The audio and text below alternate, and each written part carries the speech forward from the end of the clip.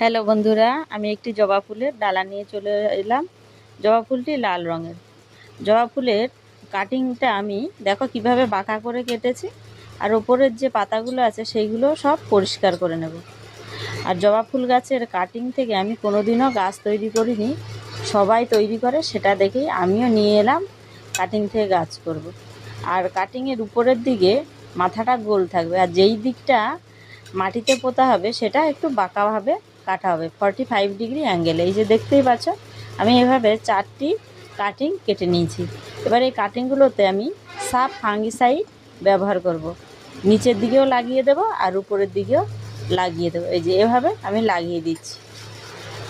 তোমাদের কাছে ফাঙ্গিসাইড না থাকলে হলুদ গুঁড়ো ব্যবহার করতে পারো। আর নিয়ে নিয়েছি 4খানা প্লাস্টিকের গ্লাস, পেছনে একটু ছোট্ট করে ফুটো করে নিয়েছি।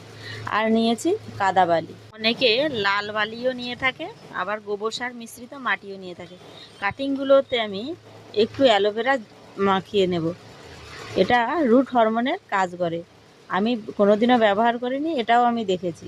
এবার কাটিংগুলো দিয়ে আমি ভালোভাবে গোড়াটা চেপে দেব, যাতে জল দেওয়ার পরে নড়ে না যায়। এভাবে আমি 4খানা কাটিং বসিয়ে দিয়েছি। এবার একটু আমি জল দিয়ে দেব, এমন জল দেব যাতে গ্লাসের মাটিগুলো পুরোটাই ভিজে যায়। দেখতে পাচ্ছ 4খানাতে দিয়ে দিয়েছি। এবার আমি এই কাটিংয়ের গ্লাসগুলো একটা প্লেটে বসিয়ে নেব আর একটা পলিথিন দিয়ে ঢেকে দেব। এবার আমি প্লেটটিকে একটি ছায়াযুক্ত স্থানে রেখে দেবো, যেখানে সরাসরি সূর্যের আলো পৌঁছাবে না।